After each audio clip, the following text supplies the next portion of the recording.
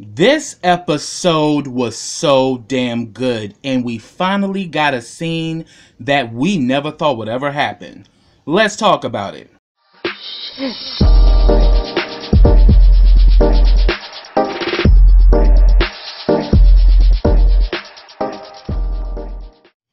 Hey, what's up everybody? Welcome back to KRS TV. This is your boy Kenny, and this is the Haves and the Have-Nots Season 7, Episode 10, and the name of this episode is 15 Minutes. I sincerely apologize that this video is late. I've been under the weather, and I'm also late with my show Tea and Scandals, which is my series here on YouTube, so definitely check that out. But let me get into this review, because this was a really good episode. We get the episode, it picks up where it left off. Wyatt goes down into the basement and he finds Granddaddy's rifle. What he ends up doing is that he comes upstairs out of the basement. He goes over and he sees the round table, which is Catherine, Jim, Veronica, and David. He chooses to sit the gun, hide it like in a corner, and goes upstairs to talk to Jeffrey. Already, Wyatt has pissed me off. You had the opportunity to take control, and you had all of them there, because all of them were involved, you know, in your situation. You had the opportunity then to do something, but you choose to sit the gun downstairs and go call Jeffrey up, and you tell Jeffrey, I'm gonna do it. I'm gonna do it. I'm gonna do it. Fool, shut up! Because if you would have did it, you would have done it already. See, this is the same thing that Jim was talking about earlier with him.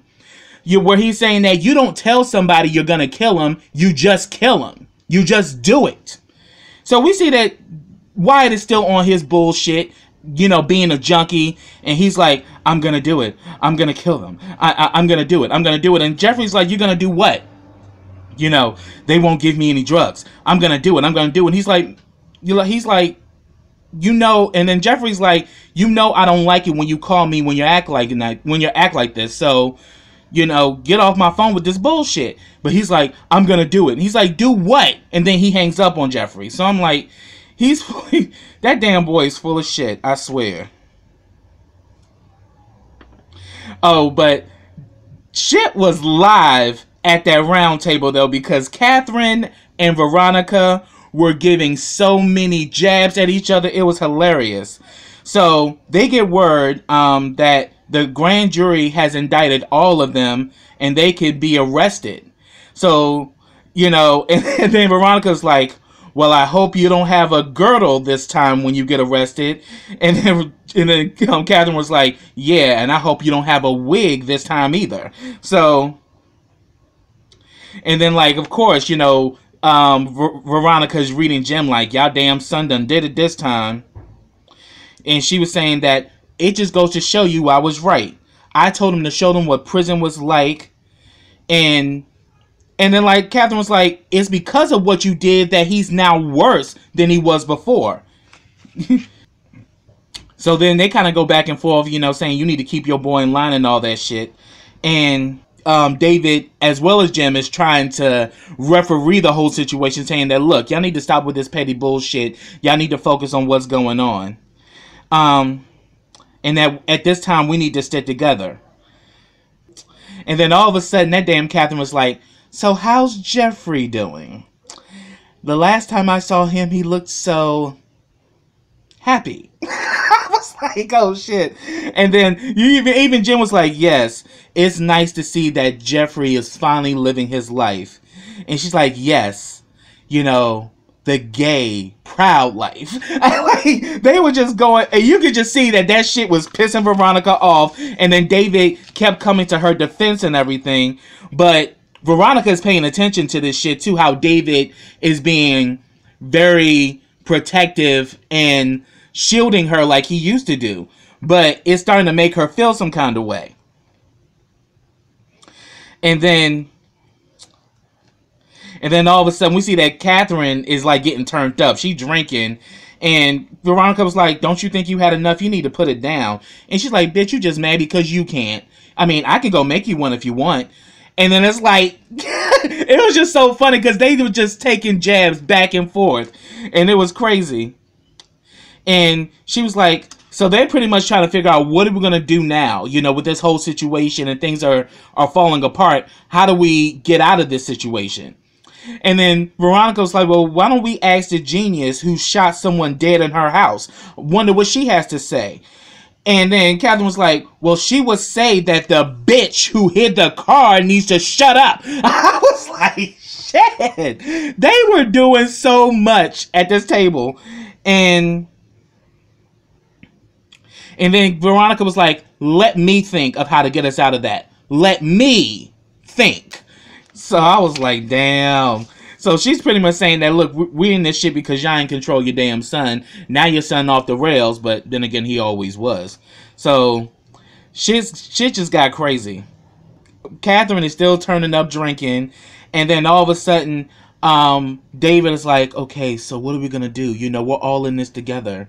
And, you know, Veronica, I know you're the best at this, so I know you're gonna work this out. So he's kind of like, you know, continuing to be supportive to her, and then all of a sudden that bitch just snapped. That damn paranoia started kicking in again. She's like, why are you being so nice to me? Oh, now I get it. You wanted us to get back together so you could get me on your side.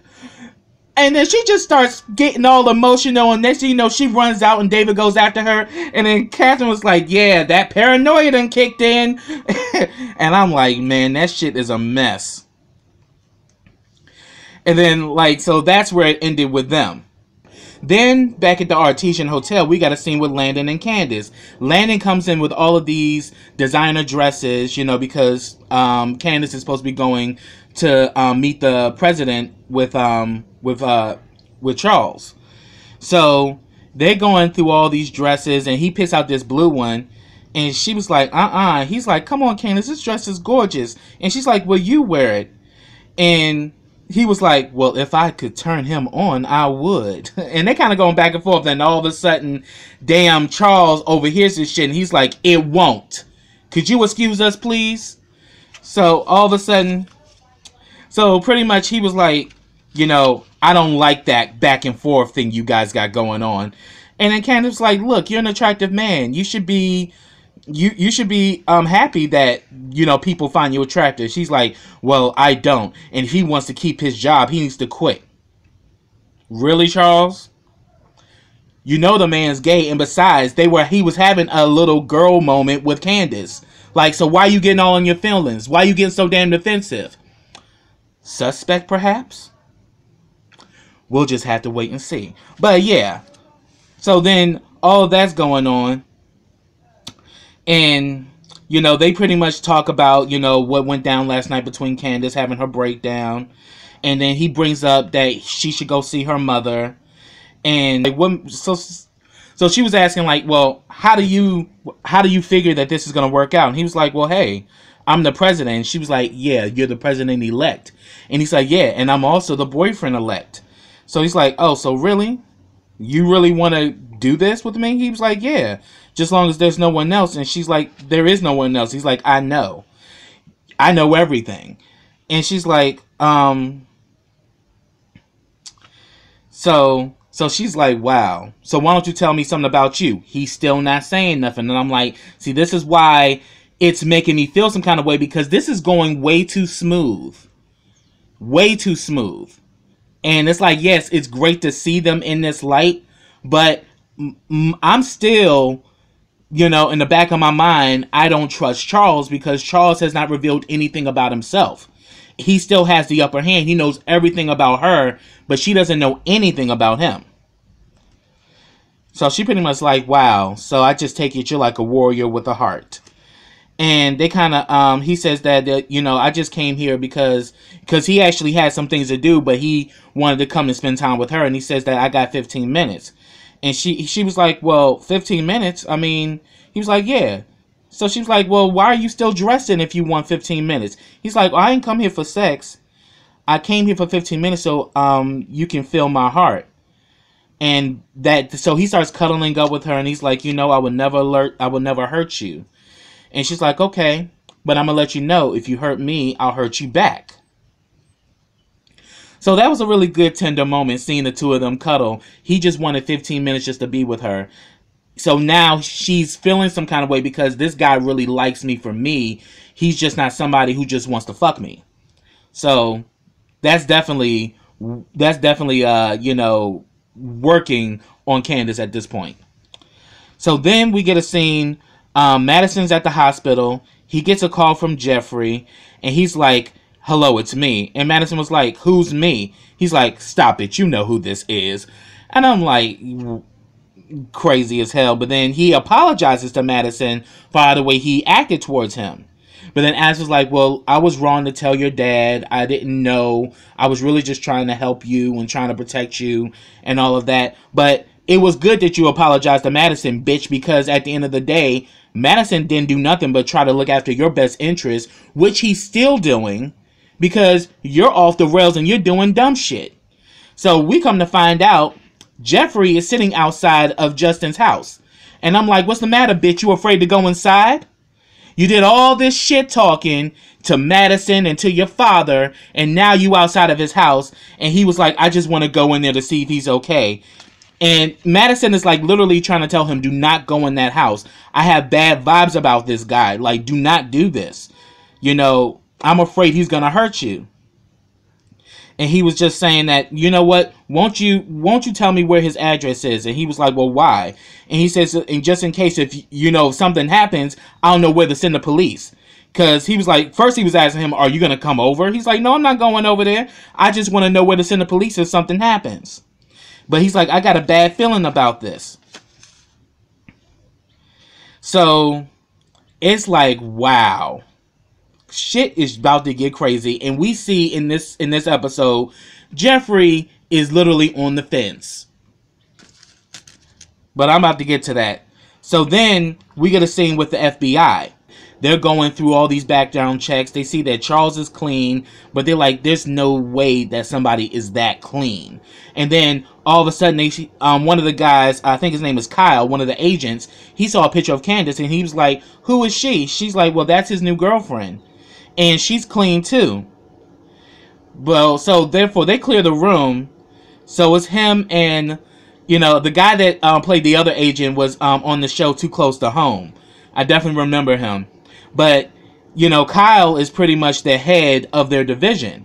And Kyle is just like, "I know this bitch. She's a whore. And she robbed me at the Artesian." And I remember that scene where they saw that he was Vice.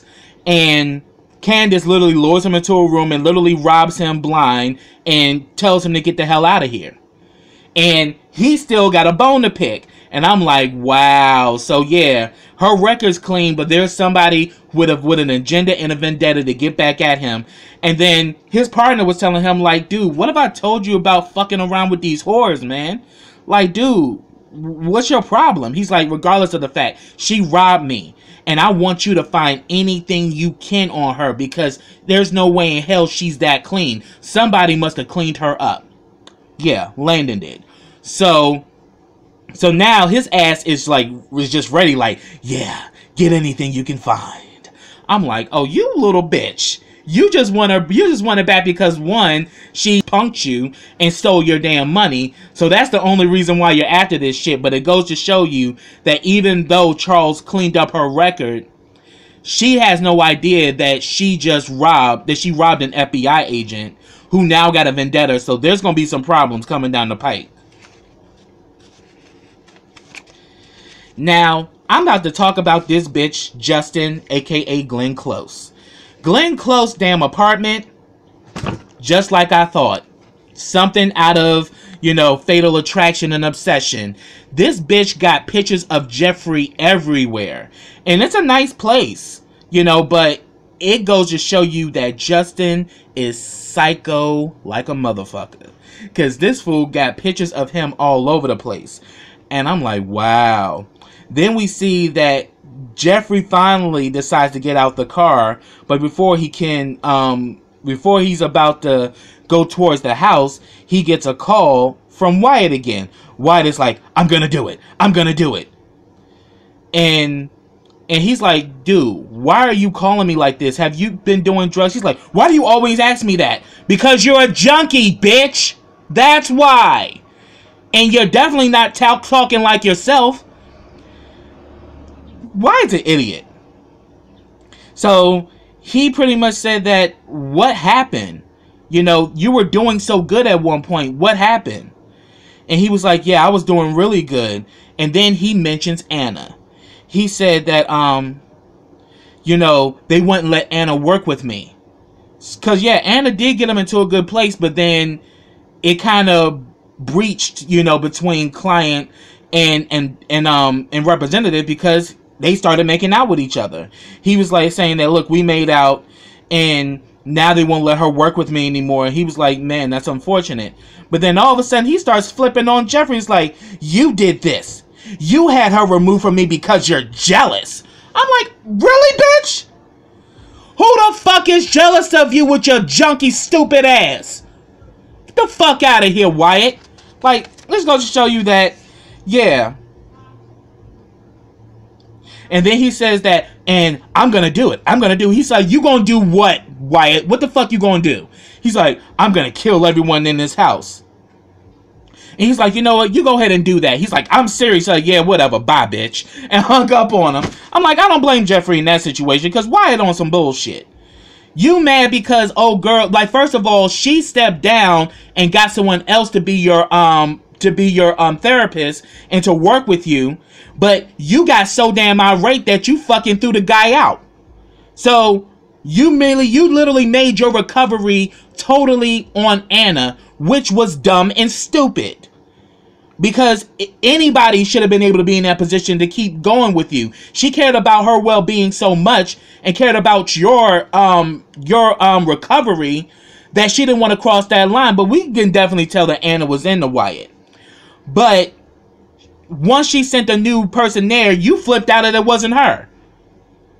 And then you gonna now blame Jeffrey for this shit? Jeffrey had nothing to do with it. This shit happened because you crossed the line. Fucking idiot. Alright. And then all of a sudden when he hangs up the phone, Justin just sneaks up on Jeffrey. Ha! And then Jeffrey jumps. I'm like, see, this is what you in love with, bitch. This is what you want. And then he was like, you know, he was like, first of all, he's like, so who was on the phone? He's like, I was just talking to somebody. Oh, was it Madison? I'm like, bitch, you so fucking jealous, it's ridiculous. Because he was talking to Madison when he was inside the car. But anyway. But, and then, like, all of a sudden, Jeffrey was like, how did you know I was here? He was like, you know, I just had a feeling. And he's like, you look great. And Jeffrey was like, thank you. Then all of a sudden, his ass just sitting there like, I'm like, oh, that's so fucking sad that you got to do all that to get a compliment back. And he's like, oh yeah, you look fabulous. He was like, well, thank you. I feel a lot much better. And then he says, smell me. Smell me. He said, he sniffs some. He's like, that's my fragrance. And then Justin was like, yes, I think the two of us should have the same fragrance. I'm like, bruh, you are seeing right now, this is the crazy piece, this is the crazy motherfucker that you're in love with. Cause I'll be damned, you gonna steal my signature scent and say it's gonna be both of ours. Fuck that shit. Every person should have their own scent. Like, seriously? You were so obsessed that you found the cologne that he wears and now you want to wear it? Talking about something, we should have the same fragrance?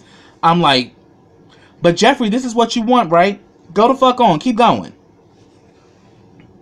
And he's like, I'm just so excited that you're here to see the plays. And, you know, he's saying that, he says that, okay, come on. He's like, look, I just got to check on my father right quick and I'll be there. He's like, okay, don't keep me waiting too long. And then he's like so excited that he's there. And I'm like, I'm letting you know, Jeffrey, you go in there, you ain't gonna fucking leave. You're gonna have to fight for your life to get out there, bitch. But I want Jeffrey's ass to go in there because Jeffrey keeps playing these fucking games. And it is what it is as far as at this point. You know, so go on, Jeffrey. Get fucked up because you done pissed me off to the point where I really don't give a damn about your well-being at this point. So it is what it is. So we saw that go down. Then we get a scene at the Iron Bone. Mitch is talking to his cousin, and he pretty much says, "Where's Uncle Vinny?" He says that Uncle Vinny, I just told Uncle Vinny about about the Crier's address or whatever, and Mitch is like, why the fuck would you do that? He was like, look, he wanted to know. Like, what do you mean? Like, why would you? He's kind of feeling some way that you held this information from him. And he was like, look, I was going to tell him, but you up here being a big fucking... You up here running your fucking mouth and shit. You need to stop. Then all of a sudden, Uncle Vinny shows up. He was like, so you mean to tell me that you knew the Crier's residence and you didn't tell me? He's like, yeah, I was going to tell you, but right now you don't look too good. He's like, oh, I'm doing fine. I'm ready to go there and I'm ready to kill this little son of a bitch. But then Mitch talks about, well, does Mama Rose know about this? He was like, no, and I don't care. I want to kill him. And he's like, first of all, Mama Rose has a history with them. They know a lot of our secrets. You need to run this by her before you do anything. But Vinny don't care. And he was like, look, his father got us off on a lot of things. He's like, yeah, but he's not the judge now. And he's like, it doesn't matter. They know a lot of our secrets. Our family, along with theirs, have been in bed with each other for years. He got shit on us and we got shit on them. So pretty much, how much did he take from you? What does he owe you? And he was like, well, 5,000, but I want 50. I'm like, see, that's how they play. So he says that, look, I'll talk to Mama Rose and we can I'll work on it to get you the $50,000. And once you get the money, you walk and you leave this alone. He's like, what is it with you? He's like, I'm the peacemaker. My job is to bring peace. He's like, no, I'm a peacemaker, meaning I take motherfuckers out. And he's like, but he's saying that, look, let's do this. I'll talk to Mama Rose. I'm going to try to get you that 50,000. And if you get the 50,000, you leave this shit alone and you move on. Because the last thing we need is more blood being shed. So I'm like, Mitch is a part of the family, but Mitch is strategic, where the rest of them are very impulsive. Like, you come for me, I'm going to fuck you up. But Mitch is something that they need in that crime family because he knows how to think. And he's saying that, no, we need to strategize of how we not only keep ourselves going, but then we don't leave a trail that'll come back to us. Because right now, Vinny just want to take out Wyatt because of what Wyatt did to him, which is understanding. But then he was saying that, look, you'll get $50,000 for your pain and suffering and everything will be good. So then we get a scene with Derek, Hannah, and Benny. They're eating dinner, and we see that Benny is literally sitting there soaking in his feelings, and Hannah asked him, how do you enjoy the chicken? And he was like, it's good. And then Derek was like, well, I made it. He's like, so that's why it explains it was so dry. I'm like, really, dude? Like, Benny is such a bitch. I can't. Like, so he was just doing the most, and then all of a sudden they get a knock on the door. It's Candace. So Derek decides, I'll take care of the dishes. I mean, what a real man would do. Hey, if a woman spent all that time cooking for you, the least thing you can do is the dishes. They were going to do them together. But at first she was like, I don't feel like dealing with this girl. And then he was like, look, give her a chance. Go out there and talk to your daughter. I'll take care of the dishes. And it's making me think more and more that Derek could possibly be the guy that raped Hannah years ago, and he's Candace's biological father. Because I was just thinking in this whole scene, which is I had to say one of the best scenes of this episode, when Benny, Hannah, and Candace had that family discussion, that motherfucker Derek is in there washing dishes. I wondered, did Derek overhear anything? Because it really was a moving scene. And is this going to be, or the thing is, I'm just kind of questioning, how is this going to play out? Will he reveal it to her, or will she actually find out? So we just have to keep watching. But my bet is that Derek is the guy with the lion tattoo, because they brought it up in the conversation. So they actually sit down, and she pretty much tells them that she wanted to talk to the both of them. And at first, Hannah wasn't here for it. She's like, girl, what the hell you want? because it's always some type of scam or some type of thing going on with you, girl. I ain't here for your bullshit. So what you want, girl? What you want? And at times, Benny had to say, like, look, hear her out. Let's listen to her. And before I get started, again, let me give a personal shout out to Tyler Lepley, Crystal Fox, and Tika Sumpter, because they were doing some acting in this scene. And this scene, this is the Benny that I love. You know, a Benny who loves his sister and his mom. And he was really saying that, look, we need to hear her out. We can tell she looks different. Something's different here. And she tells Benny that, look, you cannot keep that money. You need to get that money back to Jim, you know. But then he was saying that, I don't know about that. And Hannah's like, what the hell you mean you don't know about that? Give him back the money. Like, that's what we were going to do. And he was like, well, the thing is, I'm in a situation because I owe Mitch's family on the money that I borrowed. They want interest. And she was like, well, damn, you ain't even had the money, not even 5 days. Like, really? And he was saying, so she asked how much it was. And Benny told her it was $20,000. She was like, Benny, baby, Benny. I'm like, yeah, I know. Because now you seeing that your damn son ain't no damn saint. Because your son done did a whole bunch of fuck shit. And now he got the mob after him. So, yeah.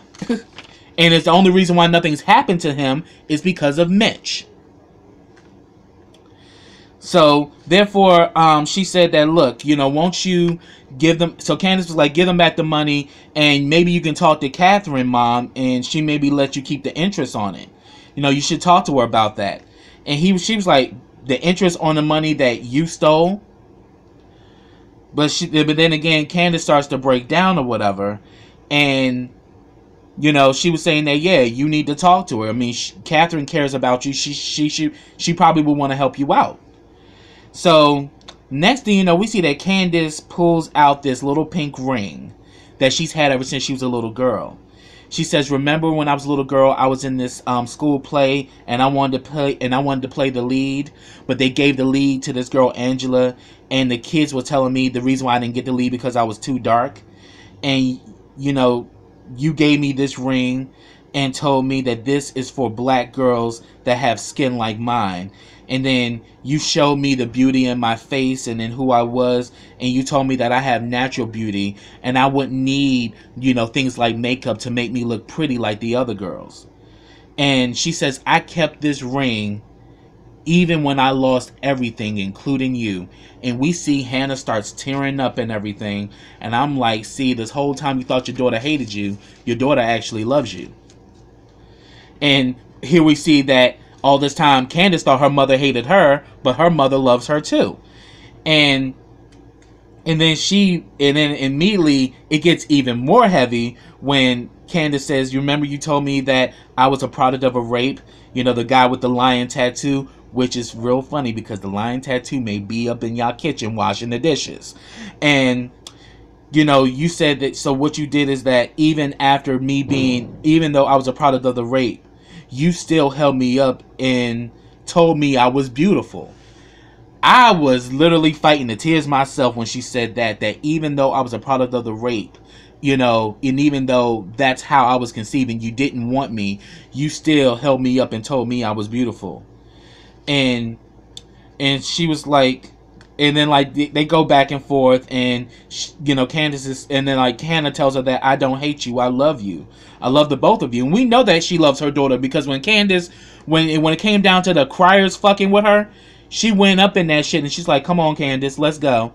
She's like, she's telling the truth. And they was like, how you know? It's like, I know my child. Like, even though she be doing a whole bunch of fuck shit, that's still my baby. And we definitely saw that when they both jumped gym together. She will stand for her daughter. And I even mentioned it too, like when Jim was calling Hannah a bitch, and you saw how mad it was making Candace. Candace loves her mother as well. So to finally see them get to this moment where they're literally coming together and they're showing love and compassion to each other, something that we have never seen from the two of them, was literally a beautiful scene. But then she pretty much says that, look, and then they talk about little Quincy. She says that, I know you cared for him, and I know you tried to protect him. You know, all of this was my fault. But I'm like, honestly, each of you played a role in that happening. And we see Benny tearing up. You know, it was a really good scene. And then she gives Hannah Little Q's ashes, and she says that I want you to have them. You know, I don't deserve them. And I was just like, wow. And then, like, all of a sudden, Benny's like, well, why are you doing this now, Candace? What's going on? And she's like, look, I can't do this anymore. You just need to give the money back, and I hope you can forgive me. And Hannah was like, all things are possible, and I do forgive you. And it just goes to show, hurt people hurt people. And pretty much, you know, Benny's still asking, what's going on, Candace? You're scaring me. Like, what's going on? And she's like, look, I'm just done, and I'm tired, and I'm ready to move on. But I have to go, and I'll talk to y'all later. So she leaves, and Hannah just started wailing, saying that God heard me. All these years, God heard me, and she starts wailing. I was like, y'all better give Crystal Fox an Emmy and stop playing around, because she delivered. And that was the end of the episode. And I was like, that's the perfect way to end it. Because I'm like, wow, that's everything. And I'm like, yeah, that was a very moving scene. And I have to say, you know, Tyler Lepley, Tika Sumpter, and Crystal Fox, especially Crystal Fox, they were acting. And I was so moved by that scene. Because we never thought we would get something like that from the Young family. So I just can't wait to see what happens next week. And I don't know if next week is the season finale or the week after, but get in those comments and let me know for sure. But yeah, that's what I have, y'all. If I missed anything, put it down in the comments. I love to talk to you about it. But subscribe to my channel. Click that bell so you get notifications every time I drop a video. Also, follow me on all of my social platforms. I have them all listed in the description box. Also, like this video, comment on this video, and share this video. And I'll be back with the next episode of The Haves and Have-Nots. So until next time, everybody, take care.